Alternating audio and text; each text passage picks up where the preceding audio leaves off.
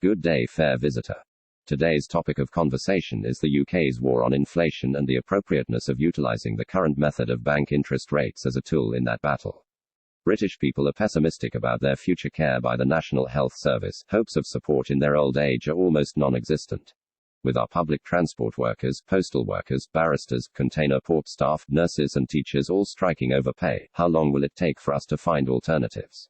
If the COVID lockdown has taught us anything, it is that there is always an alternative. We stayed at home, explored our communities for locally sourced goods, restricted our use of the NHS, our kids were schooled at home, and we utilised professional couriers to deliver our every need to our doors.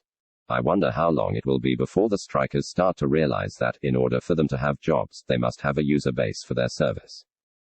Let's face it, our governments take too long making completely the wrong decisions.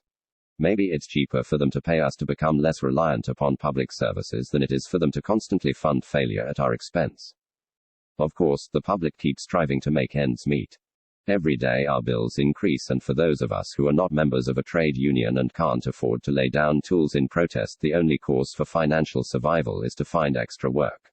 The percentage of British workers who are members of a trade union has fallen from 32% in 1995 to just 25% in 2021. So there are a fair few people out there who are choosing higher productivity over militant protest in order to increase their incomes. Although the vast majority are not threatening to strike over pay, 25% is certainly a high enough figure to influence our already high inflation. Inflation can cripple economies. The price of raw materials will ruin businesses and eventually lead to masses of people becoming unemployed. The shadow of recession is once again hanging over the UK, and our leaders seem scant for ideas of how best to tackle it. Everywhere we look, there seems to be inexorable drains upon the public purse and bolting inflation, mostly as a result of Russia's aggression against the West, who have shown unwavering support for Ukraine since its second stage of invasion in February 2022. As the Western world trudges its way toward what appears to be an inevitable war with Russia, China and Iran, we common people sit and count our pennies in the hope of being able to afford to feed our families after we pay our taxes, mortgages and fuel bills. Our national bank seems intent on raising interest rates in an effort to throw a spanner in the works and then keep their fingers crossed that things will change for the better. In the past, Bank of England interest rates have been used as a tool to curtail a racing economy, but this is hardly something that we have today. If anything, our economy is slowing down, so I'm not sure that slowing it down further will really solve our problems. Yes, it will have an effect on interest rates, but to a business owner, having no one to sell to is practically as crippling as not being able to afford the raw materials. In 2006 I wrote, via my then MP, Henry Bellingham, to the Governor of the Bank of England, Mervyn King, Baron King of Lothbury, KG, GBE, DL, FBA, to float a suggestion of how the country might take tighter control over the reins of the economy. The idea was speedily knocked down by Mr. King as being of little worth, but I thought I might take a couple of minutes to run it by you if you don't mind. Instead of the Bank of England lending at just one base rate, I suggested that maybe it could have two, charged retrospectively once the Bank of England had been informed as to what the money was being used for. For instance, the differential could be set between whether it was going to be used to support business, i.e. plant and machinery, investment in R&D etc., or to fund home buyers.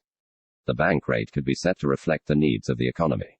If the economy was slowing down, a lower rate could be set for business loans and higher rates for homeowners. This would allow people to keep paying their mortgages, while gently subsidizing British business in the knowledge that their employers are able to source funds at acceptable long-term rates. This seemed like a relatively small adjustment to me, with potentially huge ramifications to both employers and workforces. Of course, in 2006 everyone could see a recession was on its way, but Mr. King insisted there was nothing to be worried about. And, as they say, the rest is history. The UK entered the most prolonged period of austerity since World War II, and the guts were kicked out of the British economy for what seems to be the long term. I just wonder what might have been if the Bank of England had acted a little more creatively. It's important to understand that these are just my thoughts on a subject that is certainly more complicated than I could ever contemplate, but I hope that you have found some resonance with what I have said. If you have found value in this video, please feel free to engage by hitting the like button, sharing it with your friends, commenting, and maybe even subscribe if you would be interested in watching more of my videos. Thank you very much for watching. If I've connected with just one viewer, then I feel my efforts have been more than worth it. I hope to see you again soon.